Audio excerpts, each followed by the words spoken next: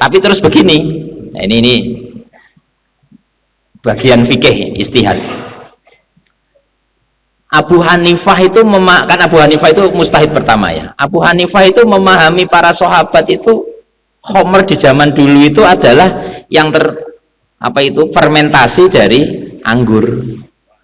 Dari anggur. Jadi kalau di selain fermentasi anggur itu masih belum haram. Akhirnya sebagian pendapatnya sahabatnya Abu Hanifah kalau yang di luar fermentasi anggur itu masih boleh. Karena ayat khomer, yang dimaksud khomer itu adalah yang dari anggur. Nah ini. Terus akhirnya sampai pada Imam Syafi'i punya konsep kias. Nah ini ya, punya konsep kias. Sudah, jadi begini. Kiasnya begini. Pokoknya semuanya nabit. Pokoknya yang memabukkan selain khamr itu namanya nabit. Bahasa Jawa ini badek. Tapi yo jadi salah paham nanti kalau badek. Pokoknya nabit itu minuman memabukkan selain dari anggur.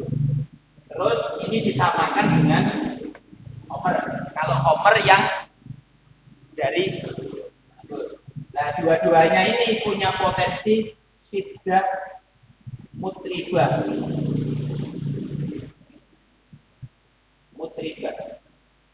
Mutribah itu poyang payingan, sempoyongan. Berarti ya pokoknya memabukkan lah. Apa istilahnya? Sakau. Sempoyongan. Siddah itu bangetnya sempoyongan. Pokoknya semua minuman yang punya potensi memabukkan akhirnya disamakan dengan khamr. Ini pakai konsep kias. Makanya meskipun sekarang itu enek oplosan itu campuran dari apa itu Pak? Budrek, susu, genderuwo, terus apalagi jenengan kan paham koyo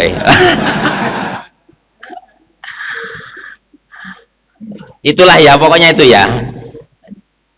Itu akhirnya ya tetap masuk dalam ayat ini. Innamal khamru wal maisiru wal ansabu wal azlamu rijsum min amali syaiton. Masuk bagian haram. Mengapa? Karena ada potensi siddah mutribah.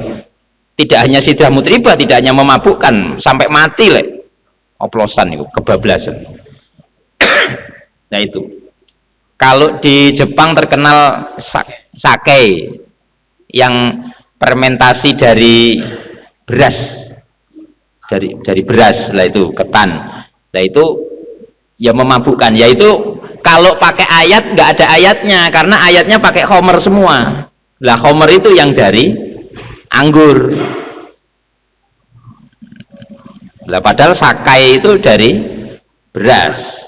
Nah itu pakai metode kias. Makanya kita itu menganalogikan Quran. Ojo kabeh dikembalikan pada Quran dan hadis. Oke, semua dikembalikan pada Quran dan hadis, tapi ada konsep kias di balik Quran hadis.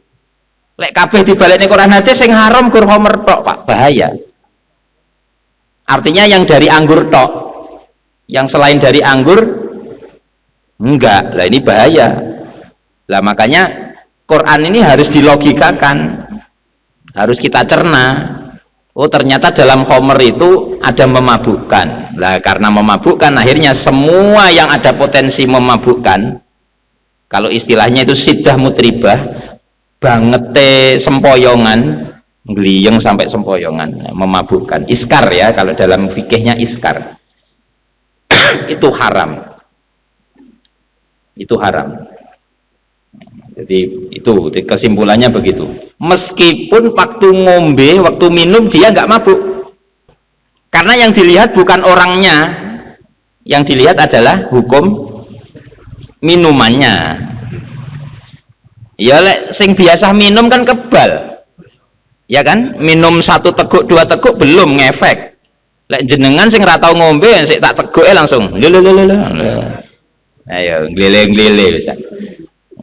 Kayak iwak diputas ya itu. Jadi yang dilihat bukan orangnya mabuk atau tidak, bukan itunya. Yang dilihat adalah minumannya. Sama seperti racun nih loh Pak. Bagaimana hukumnya minum racun? Ya nggak dilihat orangnya, meskipun orangnya kebal, ya tetap hukumnya tetap haram karena melihat kita hukumnya melihat nganunya apa itu minumannya itu racunnya itu. Nah itu ya, dah. Jadi nggak dilihat orangnya. Makanya kullu ma askaro kasiruhu yo haruma qaliluhu. Nah, itu ada kaidah begitu. Setiap minuman yang kalau banyak memabukkan itu maka sedikitnya itu menjadi tetap haram. Nah, itu kalau madhab Imam Malik itu istilahnya pakai metode apa itu sadud dariah. Nah, semua yang menjadi lantaran, menjadi potensi untuk mabuk jadi ditutup. Lah, minum sedikit itu kan menjadi potensi untuk lantaran minum banyak. Dirasani loh kok enak, rada mumet-mumet sidik terus nih lah. Nah itu. Lah itu namanya konsepnya kalau dalam usul fikih saddud dari'ah. Menutup lantaran. Kalau istilahnya usul fikihnya Imam Syafi'i namanya saddul bab. Menutup pintu. Semua yang punya potensi ke haram ditutup pintunya. Nah, iku yang ngono kuwi, makanya aja gur kita kembali pada Quran hadis tok ora cukup. Oplosan malah gak haram kok. Lek gur ngono. Nah, itu ya ini mumpung ayatnya pas bahas itu. Nah, itu yaitu yang Homer, itu yang Homer. Sekarang yang maisir judi. Judi itu totowan. Pokoknya begini.